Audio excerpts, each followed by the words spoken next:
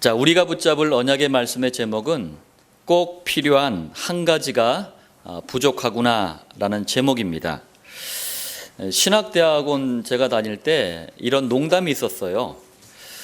신학대학교에 입학한 그 1학년 때는 그 믿음이 세계복음만 하고도 남는 목사님 믿음이래요. 근데 이제 2학년이 딱 되면은 갑자기 믿음이 장로님으로 떨어지고 3학년이 되면은 집사님으로 떨어지고 이제 4학년이 되면은 평신도가 돼 버린대요. 그러다가 이제 졸업을 하게 되면은 불신자처럼 된다. 뭐 이런 농담이 있었습니다. 여러분들에게 또 목사님들도 마찬가지입니다. 저를 포함해서 꼭 필요한 한 가지가 부족하면 신학을 하더라도 어떤 것을 하더라도 이런 일이 벌어지고 맙니다. 그래서 오늘 이 제목의 말씀이 굉장히 중요합니다. 자, 서론입니다. 예수님께서 이 땅에 오신 가장 중요한 목적은 죽은 자 살리려고 오신 게 아닙니다. 물 위를 걸으려고 오신 게 아니에요. 뭐 가난한 자, 병든 자 도와주려고 오신 게 아니고 그리스도의 일을 이루시기 위해서 오신 거예요. 예수님께서 그리스도의 일을 이루신 곳이 어디입니까? 그게 십자가입니다. 이 십자가 사건을 앞에 두고 중요한 말씀을 몇 가지 하셨어요. 첫 번째가 요한복음 14장 1절입니다. 하나님을 믿으니 또 나를 믿으라. 여러분에게 정말 하나님이 사실대로 믿어지는 은혜가 있기를 바랍니다. 사도행전 3장에 보면은요, 옛날에는 이제 안진뱅이라고 표현했는데 나면서 못 걷게 된 이런 분이 이제 등장을 합니다. 이때 이제 베드로가 그분을 일으켰잖아요. 제가 이제 이 말씀을 읽고 29살 때였어요. 이제 복음을 깨닫고 이제 전도해야지 이 마음으로 충만할 때 그 성남에는 이제 모란시장이 있었어요. 5일장인데 거기 딱 가니까 진짜 못 걷는 분이 이렇게 동냥을 하고 이렇게 다니는 거예요. 그 순간 제 마음에 그분이 딱 눈에 들어오면서 갑자기 그 뜻모를 확신이 생기는 거예요. 아니, 나보다 수준 낮은 베드로도 일으켰는데 내가 못 일으킬 거 없잖아요. 그러니까 용기가 탁 나더라고요. 그래서 이제 그분 앞에 딱 갔어요. 딱 가가지고 갑자기 이제 베드로처럼 해야 되잖아요. 나사렛 예수 그리스도의 이름으로 일어나 걸으라 해야 되잖아요. 근데 입이 안 떨어지는 거예요. 그러면서 자신감이 없어지네. 그분 앞에서 가만히 이렇게 서 있었어요. 그랬더니 동냥 안 주려면 저리 가래요, 나보고. 그래서 죄송합니다 하고 도망을 쳤어요. 나중에 제가 깨달았어요. 나는 할 수 있다가 아니구나. 하나님의 계획이면 하나님은 하실 수 있구나. 바로 그런 말인데. 자, 또 두 번째입니다. 요한복음 14장 3절에 보니까 가서 너희를 위하여 거처를 예비하면 내가 다시 와서 너희를 내게로 영접하여 나 있는 곳에 너희도 있게 하리라. 자, 우리를 위해서 영원한 거처를 예비하시겠다 이렇게 말씀하셨어요.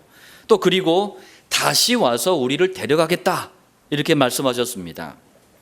자, 또 세 번째로 요한복음 14장 6절에는 내가 곧 길이요 진리요 생명이니 나로 말미암지 않고는 아버지께로 올 자가 없느니라. 자, 하나님을 만나고 누리는 완전한 길을 다 열어놓으셨대요. 자, 여러분들 구원받은 성도가 이 세 가지가 잘 믿어지지 않잖아요. 그러면 찾아오는 게 염려, 근심, 걱정이에요. 이게 안 믿어지니까 그래요. 그런데 이걸 여러분들이 그냥 방치하잖아요. 그러면 그 뒤에는 정말 감당하기 힘든 엄청난 일이 벌어집니다. 오늘 구원받은 성도답게 염려, 근심, 걱정을 버려버리고 꼭 필요한 한 가지로 충만한 여러분들 되시길 예수님 이름으로 축원드립니다. 자, 본론 첫 번째입니다. 먼저 오늘 본문 말씀 누가복음 10장 이 38절로 42절, 여러분들 이 말씀에 대한 정확한 이해가 좀 필요합니다. 자, 10장 38절에 보니까 예수께서 한 마을에 들어가심에, 예수님이 들어가신 이 마을은 베단이라는 마을이에요. 그러니까 베단이가 지금 이스라엘의 수도 예루살렘에서 남동쪽으로 3km 정도 떨어져 있는 곳입니다. 거기에 감람산도 있고 그 바로 옆에 이제 붙어 있는 게 베단이에요. 자, 요한복음 11장에 보니까 이 베다니에서 예수님께서 죽은 지 4일이나 지난 나사로를 살리십니다. 요한복음 11장 1절에 보니까 어떤 병자가 있으니 이 병자가 나사로예요. 이는 마리아와 그 자매 마르다의 마을 베다니에 사는 나사로라. 예. 나중에 이제 죽었다가 4일 만에 다시 살아난 이 나사로와 그 여동생들 마르다와 마리아가 사는 집이 바로 이 베다니였어요. 자, 그리고 또 아주 중요한 사건이 하나 있었죠. 부활하신 예수님께서 베다니 그 옆에 있는 감람산에서 제자들을 축복하신 후에 승천을 하십니다. 그러니까 작은 동네지만 굉장히 의미 있는 그런 마을이에요. 자, 38절에 또 보니까 마르다라 이름하는 한 여자가 자기 집으로 영접하더라. 그러니까 친오빠인 나사로를 예수님이 살려주셨잖아요. 그런데 그 예수님이 또 이 베다니에 들르신 거예요. 그러니 마르다가 너무 반갑게 이제 영접하고 예수님을 위해서 잔치를 열어줍니다. 자, 39절에 보니까 그에게 마리아라 하는 동생이 있어 주의 발치에 앉아 그의 말씀을 듣더니, 이 마르다에겐 마리아라는 동생이 있었어요. 근데 이 마리아가 예수님이 딱 오셨는데 예수님 발 앞에 앉아가지고 예수님이 하시는 말씀, 그게 복음이지 않습니까? 복음에만 집중하고 있는 거예요. 여러분들, 지금도 마치 예수님 그 발 앞에 앉아가지고 그 복음의 말씀을 들었던 그 마리아처럼 오늘날 예배가 바로 그런 시간입니다. 의미가 똑같은 거예요. 예배 드리려 여러분들 나왔잖아요. 그럼 모든 것을 다 내려놓고 예수님께만, 복음에만 집중하시길 바랍니다. 자, 40절에 보니까 마르다는 준비하는 일이 많아 마음이 분주한지라. 자, 예수님을 손님으로 초대했으니 손님 맞으랴, 또 귀한 손님에게 음식 준비하랴, 얼마나 바쁘겠습니까? 이 분주한지라, 이 헬라어를 보면은 페리에스파토라는 헬라어예요. 이 뜻을 보니까 여기저기서 막 끌어당기는 거예요. 여러분들도 막 바쁠 때 그러잖아요. 막 이거 뭐 해야 돼 하면서 막 물어보고, 누가 또 뭐 이거 해야 돼 말아야 돼 막 질문하고 여기저기서 막 끌어당기잖아요. 이게 분주한지라는 뜻이에요. 자, 얼마나 바빴는지 우리가 짐작할 수 있잖아요.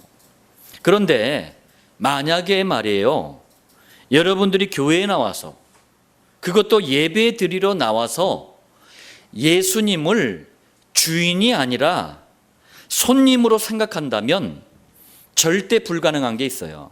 복음에 집중할 수가 없어요. 여러분들, 오늘은 예수님을 손님으로 영접하는 시간이 아닙니다. 예수님을 주인으로, 여러분들 인생의 구주로 고백하는, 그래서 복음에만 집중하는 최고의 시간 되시길 바랍니다. 많은 분들이요, 특히 가정주부들도 그래요. 교회 딱 나오잖아요. 그럼 갑자기 내가 세탁기를 껐나 안 껐나, 가스불을 껐나 안 껐나. 남자들도 그래요. 남자들도 교회 나와서 직장에 있는 생각들 막 생각이 복잡합니다. 그러다 보니까 가장 중요한 것을 놓쳐버리게 돼요. 지금 마르다가 지금 그 상황에 빠진 거예요. 또 40절에 보니까 예수께 나아가 이르되 주여, 내 동생이 나 혼자 일하게 두는 것을 생각하지 아니하시나이까 그를 명하사 나를 도와주라 하소서. 자, 여러분들, 이게 성경이라서 제가 이제 이렇게 읽었는데 실제 대화를 한번 생각해 보세요. 너무 바쁜데 그 동생 하나 있는 마리아가 예수님 발 앞에 앉아가지고 복음에만 집중하고 있는 거예요. 그러니까 마르다, 이 언니 마르다가 그 모습을 보고 짜증이 난 거예요. 그러니까 화가 난 듯이, 그러니까 요즘 표현을 하자면 예수님, 저 지지배 좀 일 좀 하게 해주세요. 나 좀 도와주게 해주세요. 그런 표현이에요 지금. 지금도 마르다처럼 교회 안에 이런 분들이 참 많아요. 그런데 여러분도 한번 생각해 보세요. 대충 보면 마르다의 말과 행동이 틀린 건 아니에요. 일리가 있잖아요. 교회가 유지되려면 봉사가 필요합니다. 헌신도 필요해요. 그리고 구제도 필요합니다. 그러나 꼭 필요한 한 가지를 놓치잖아요. 이 모든 일이 다 헛수고가 돼버려요. 임마누엘 교회예요. 제가 이제 여러분들 경험해 보셔서 알잖아요. 처음 이렇게 예배를 오신 분들은 제가 아무 일도 못하게 합니다. 왜요? 가장 중요한 한 가지를 채우는 시간이 예배예요. 교회는요, 꼭 필요한 한 가지를 채우는 곳이 교회입니다.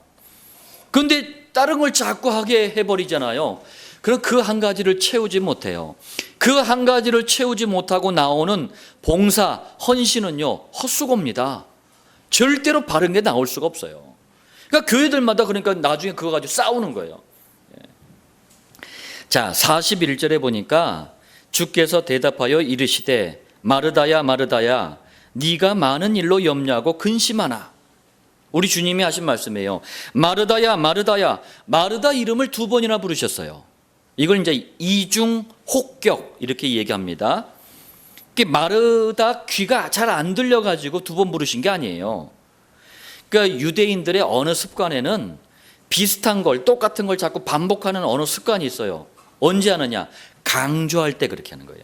아주 중요한 것을 강조할 때, 설명할 때 반복을 합니다. 자, 여기서 예수님이 염려라는 단어를 쓰셨어요.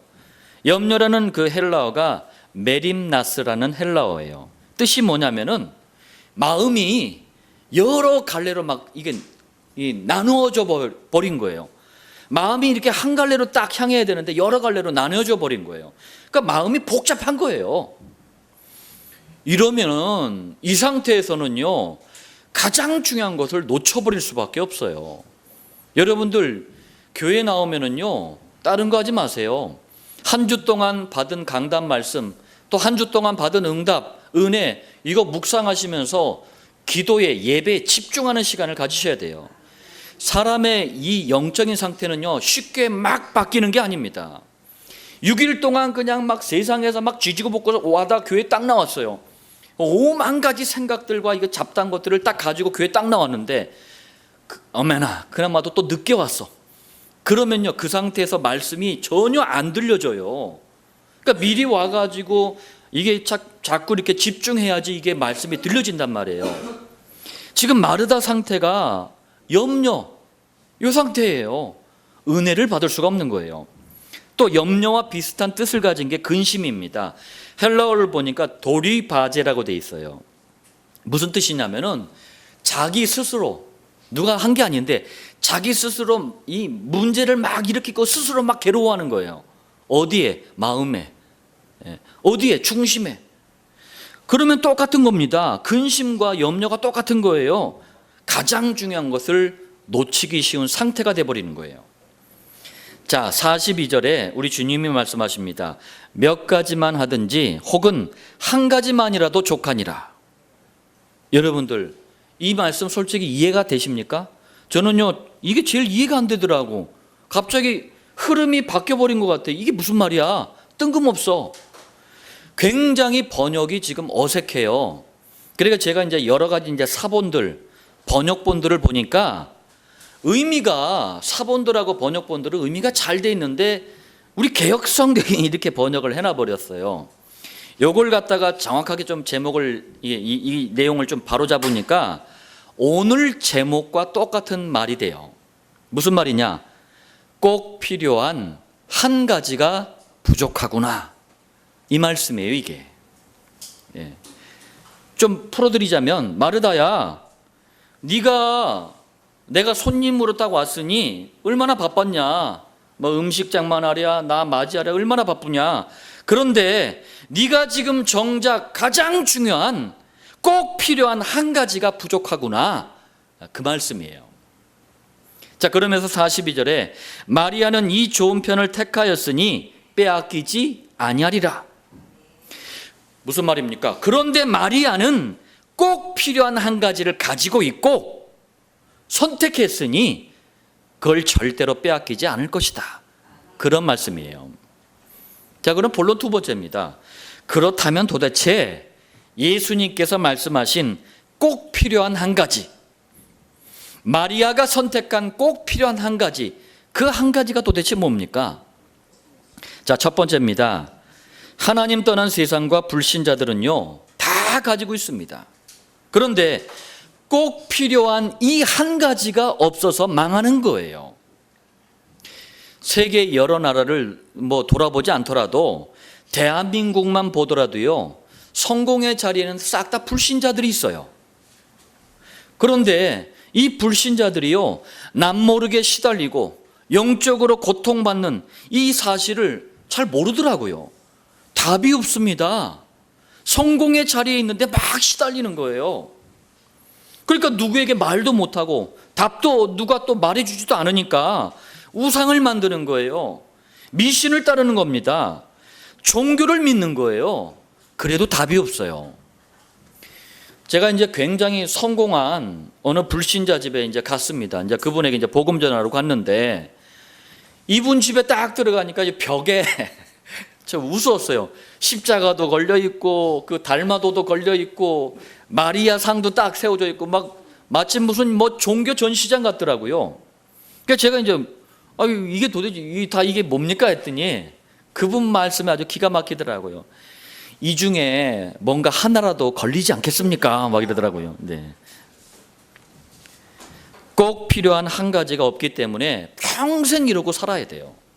그래서 불신자분들은요, 자기 인생을, 이런 인생을 우리가 쓰면 안 되는 단어입니다. 영원한 저주가 임한 상태를 운명이라 그래요. 자, 또 불신자분들은요, 돈도요 한도 끝도 없이 벌지만 마음에 평안이 없어요. 돈을 물 쓰듯 쓰지만 정신의 고통이 사라지질 않습니다. 돈 가지고 못할 일이 없다면서요, 마약도 하고 타락도 하고 도박도 하고 온갖 못할 짓을 다 합니다. 생각도 병들어 있어요. 우리 교회 다니는 분들은요, 우리가 몰래 눈치를 봐. 어디서? 복권방 앞에서 당당하게 들어가면 불신자들이에요. 괜히 막 주변 살피는 게 교회 다니는 사람들이야. 그래가지고 돈벼락 한번 맞아보자 해가지고 막 긁어. 불신자들은요, 돈방석에 앉아 있어요. 그런데 그 많은 돈을 가지고도 즐겁지가 않아요. 왜? 정신과 마음이, 생각이 지옥이에요. 돈으로도 살 수 없는 꼭 필요한 한 가지가 없어서 그렇습니다. 자, 행복을 또 얻어보려고요, 불신자들 가정을 이룹니다. 가정을 이뤘더니 남편이 왼수네, 새끼들이 왼수네, 인간관계는 자꾸 찌르는 가시처럼 날 찌르네, 어쩌다 한번 아픈 게 아니라 질병이 재앙처럼 자꾸 찾아오네, 문제가 산 넘어 산처럼 이렇게 괴롭히네. 꼭 필요한 한 가지가 부족한 인생은요, 어떤 것으로도 행복할 수가 없어요. 자, 이렇게 살다가 어느 날 꼭 필요한 한 가지를 놓친 인생은 반드시 한계를 만납니다. 그게 죽음이고 지옥이에요. 자, 여기서 끝이 아닙니다. 꼭 필요한 한 가지가 없어서 당했던 인생의 모든 고통을 너무나 아끼고 너무나 사랑했던 자기 자신의 그 자녀들에게, 후대들에게 그대로 대물림 시켜버려요. 왜 그렇습니까? 세상 불신자들에게는요, 다 있는데 꼭 필요한 한 가지가 없기 때문에 그래요. 그 한 가지가 뭡니까? 원죄와 모든 죄로부터 오는 저주와 재앙, 마귀의 자녀라는 이 신분이 주는 실패와 고통, 지옥 가야 되는 이 운명이 주는 허무와 방황, 이걸 해결하는 단어가 그리스도입니다. 그리스도의 일을 하신 분이 예수님이에요. 이걸 줄여가지고 예수님은 그리스도라고 합니다. 성경은 바쁘니까 예수 그리스도라고 하는 거예요. 정확하게는 예수님은 그리스도예요. 이걸 두 글자로 복음이라고 합니다. 복음은 세상과 불신자들에게 꼭 필요한 한 가지입니다. 자, 두 번째입니다. 그럼 교회 다니는 교인들은 또 왜 그렇습니까? 교회 다니는 교인들 역시 꼭 필요한 한 가지가 부족해서 어려움을 당하는 거예요. 불신자처럼 없는 게 아닙니다. 부족한 거예요. 자, 너무 열심을 다해서 교회를 섬기고 애를 써요. 그런데 여전히 내 인생의 문제는 해결이 안 돼. 정성을 다해서 남을 구제를 해요. 그러니까 보람도 느껴. 그런데 여전히 마음엔 평안이 없어. 교회를 위해 온갖 헌신을 다하는데 어려움이란 이 그림자가요, 사라지질 않아. 교인들을 위해 마음을 다해 봉사를 하는데 기도응답이 오지를 않네. 마음만 복잡해요. 제가 현장에서 만나는 교인들 대부분이요, 이렇게 살아가고 있어요. 그러니까 어떻게 이해를 하느냐, 이런 인생의 문제들을 그냥 하나님이 복 주시려고 나를 시험하는 거래. 아닙니다. 착각이에요. 그러니까 어떤 교인들은요, 아예 불신자처럼 팔자래. 팔자라는 단어를 쓰는 게 아닙니다. 여러분들 교회 다니는 분들은 이제 우리 임마누엘교회와 칠천목당에서는 띠 얘기를 안 하는데 띠 얘기하잖아요. 인도에서 섬기는 12신을 가지고 만든 게 띠입니다. 이 띠를 가지고 이 생년월일, 이걸 사주라 그래요. 생년월일, 이 사주 속에 저주재앙 이게 다 들어있어요. 이걸 갖다가 이게 계산하는 걸 248 해가지고 그걸 팔자라고 그래요. 자기 교회를 다니면서도 팔자래 이게. 아닙니다. 한 가지가 부족해서 그래요. 그 여기서 말하는 교인이란 누구를 말하는 겁니까? 저는 구분을 합니다. 불신자, 교인, 그리고 구원받은 성도, 저는 이걸 구분을 해요. 그 교인은 누구를 얘기하는 겁니까? 다른 사람을 얘기하는 게 아니에요. 교회를 다닙니다. 얼마나 감사한 일입니까? 교회는 다니는데 꼭 필요한 한 가지, 이 복음이 너무 희미해. 이 복음이 너무 부족해요. 관심이 없어. 이 복음을 대강 알아. 이 사람을 교인이라 그래요. 그러면은요, 교회를 천년만년을 다녀도 그 어려움, 그 문제가 해결이 안 됩니다. 그래서 교인들은 반드시 꼭 필요한 한 가지, 이 복음을요, 뿌리를 내려야 돼요. 뿌리 내리는 정도가 아니라 체질로 만들어야 돼요.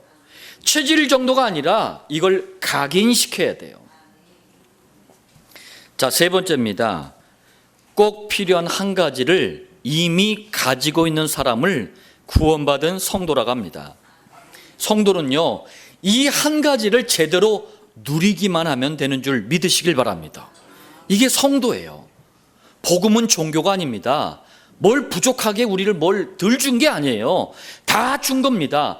그리고 인생을 통해서 이걸 누리라는 게 성도의 인생이에요. 혹시 여기 야곱 같은 분 계십니까? 잔꾀 부리다가 형 속이고 막 도망다니는 분 안 계시죠? 혹시 그렇다 할지라도 구원받은 성도는요, 이 한 가지 복음만 바르게 누릴 수 있다면 반드시 승리합니다. 제 말이 이상하게 들릴 수도 있어요. 종교인의 머리로는 제 말이 틀린 말입니다. 그렇지가 않습니다. 혹시 다윗처럼 이런 분 혹시 계십니까? 자기 신복이에요. 충신이에요. 우리아를 살인했어요. 그리고 그 마누라까지 또 빼앗았어. 설령 이렇다 할지라도 한 가지만 제대로 누릴 수 있다면 그 실수를 뛰어넘어서 큰 응답을 받을 수 있습니다. 다윗이 그랬잖아요. 인간의 윤리와 도덕, 상식을 초월하는 게 복음입니다. 복음의 능력을 믿으시길 바랍니다. 복음의 축복을 붙잡으시길 바라요. 혹시 바울처럼요, 과거에 자기도 모를 때 예수 믿는 사람들을 핍박을 하고 심지어는 살인까지 했어요. 그렇다 할지라도 복음만 확실하게 누릴 수 있다면 그 사람은 시대적으로 쓰임받을 수가 있습니다. 여러분들, 구원받은 성도에겐 꼭 필요한 한 가지, 곧 복음이면 다 된다라는 결론만 있으면 돼요. 복음이 아니면 안 된다, 이 결론만 있으면 돼요. 하나님께서는 시대마다 이 결론을 가진 자들을 쓰신 거예요. 그러니까 성경을 보세요. 말도 안 되는 사람들이 너무 많이 나와. 제가 생각해도 수준 이하의 인간들이 너무 많이 나와. 베드로, 바울, 모세 다 그랬어요. 심지어는 자기 시아버지하고 잠자리를 하지 않나, 이건 난리가 아니야. 근데 어떻게 쓰임 받았습니까? 여러분들 복음 가지고 복음의 결론을 내리시길 바랍니다. 우리 인간은 다 똑같습니다. 자, 본론 세 번째입니다. 이 꼭 필요한 한 가지, 이 복음을 여러분들 부족함이 없도록 채우는 아주 간단한 방법이 있어요. 우리가 늘 하는 겁니다. 첫 번째입니다. 꼭 필요한 한 가지, 이 복음만 선포되는 강단 말씀에 집중하시길 바랍니다. 왜 그렇습니까? 로마서 10장 17절에 믿음은 들음에서 나며 들음은 그리스도의 말씀으로 말미암았느니라. 여러분들 도대체 믿음이 뭡니까? 제가요 현장에서 교회 다니는다는 분들에게 질문을 던졌어요. 믿음이 뭡니까? 우리 믿음 맨날 얘기하는 게 교회 아닙니까? 믿음이 뭐냐고요? 대답을 못해. 믿음이 뭔지를 몰라. 막연해. 너무 피상적이야. 철학적이야. 형이상학적이야. 믿음이 뭔지 도무지 분간을 못하는 거예요. 그래서 우리 주님이 히브리서에 말씀하시잖아요. 믿음의 주요 온전하게 하시는 이인 예수를 바라보자. 믿음의 주라는 말이 뭡니까? 믿음을 시작하신 분, 이런 뜻이에요. 온전하게 한다는 말이 뭡니까? 믿음을 완성하신 분, 그분이 누구라고요? 예수님이에요. 믿음은 실체가 없는 게 아닙니다. 예수님 그 자체, 복음 그 자체가 우리가 붙잡고 누려야 될 믿음입니다. 그러니까 믿음은 들음에서 난대요. 그러니까 자꾸 예수를 들어야 되는 거예요. 자꾸 복음만 들어야 되는 거예요.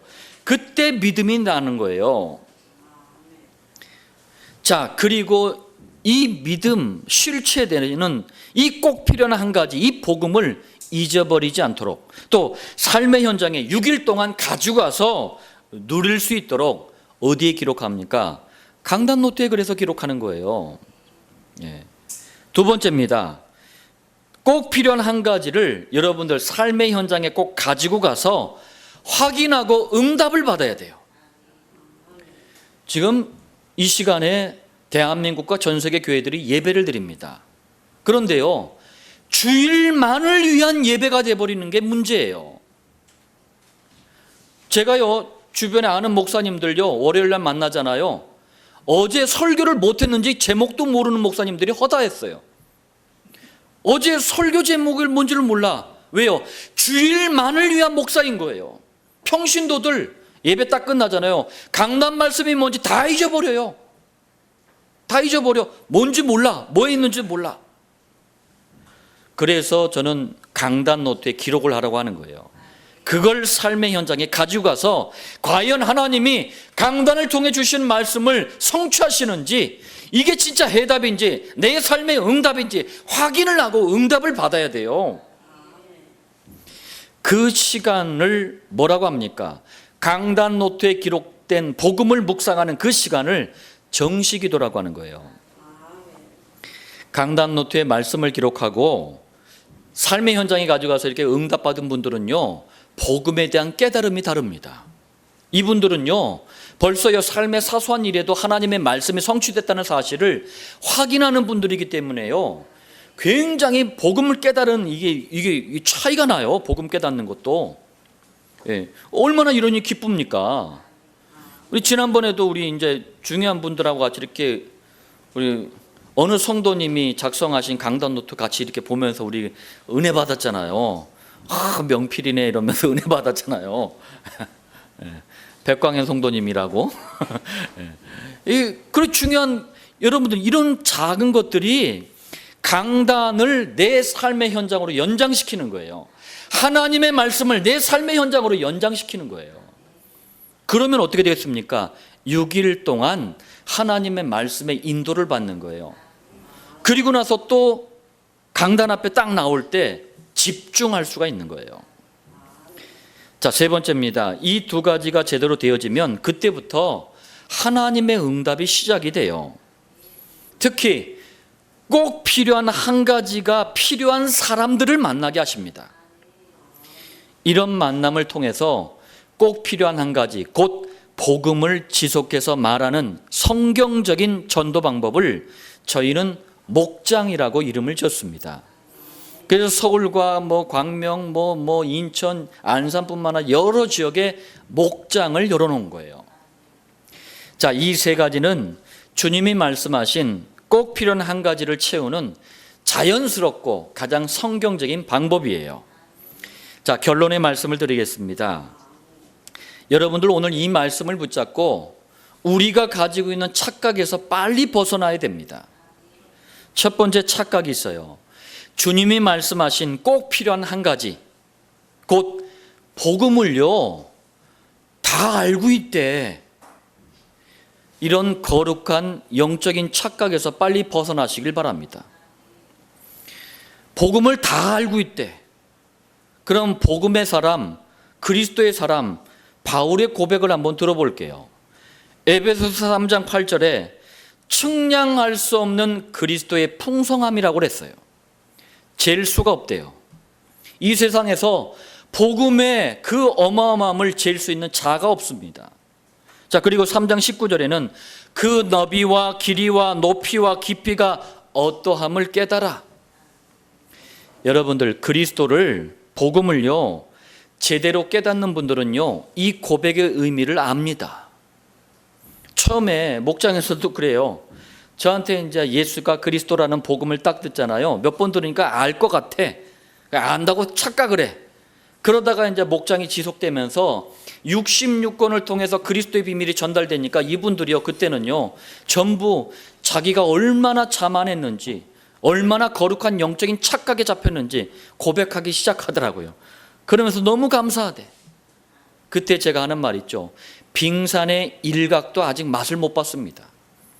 그리스도 복음의 풍성함은 헤아릴 수가 없습니다. 제가 그렇게 말씀드립니다. 아직도 복음을 다 알고 있다는 거룩한 영적인 착각에 빠진 분들은 그 착각에서부터 벗어나야 돼요. 자, 두 번째입니다. 교회들도 마찬가지입니다. 임마누엘 교회는 어떤 면에서 보면은요, 딴 데서 막 열심히 뭘 분주하게 했던 분들은 임마누엘 교회 딱 오잖아요. 너무 심심해. 왜? 우리는요 한 가지에만 집중합니다. 우리는 복음에만 집중을 해요. 다른 교회들 가보면 너무 바빠. 제가 전도사 때 여간한 큰 교회를 제가 섬겼거든요. 담임 목사님이 저한테 그러더라고요.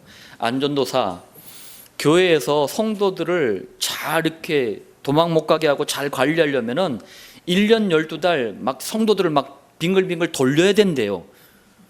그 뭘 돌린다는 얘기지?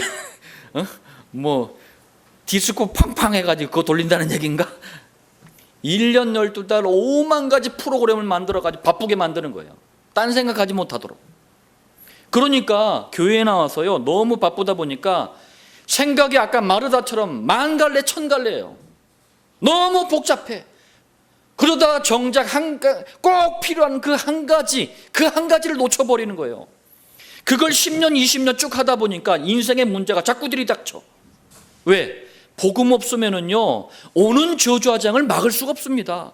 근데 교회를 오래 다녔어. 그러다 보니까 예수를, 복음을 다 안다라고 또 거룩한 영적인 착각까지 있지. 그 다음부터 이제 진단이 안 나오는 거예요. 교회가 다양한 걸 해버리잖아요. 가장 중요한 한 가지를 놓쳐버려요. 그런데 반대로 교회가 한 가지를 제대로 하잖아요. 그럼 성도들도요 한 가지 속에서 다양한 걸 얻게 돼요. 제 얘기가 그 얘기입니다. 세 번째입니다. 우리 자신의 인생은요 내 경험으로, 내 지식으로, 내 배경으로 얼마든지 살 수 있다. 이렇게 혹시 착각하시는 분들 빨리 벗어나시길 바랍니다. 구원받은 성도의 인생은 꼭 필요한 한 가지로 세상의 모든 것을 누리는 인생입니다. 여러분들 이 말씀의 의미를 잘 헤아려 보시길 바랍니다. 한 가지로 만 가지를 누리는 게 우리 성도의 인생이에요. 복음은 그만큼 능력이 있습니다. 여기 계신 모든 우리 예배드리는 성도님들, 또 유튜브를 통해서 말씀 받는 모든 주의 백성들이 오늘 이 말씀의 성취를 제대로 누리는 증인들 되시길 다시 한번 예수님의 이름으로 축원드립니다.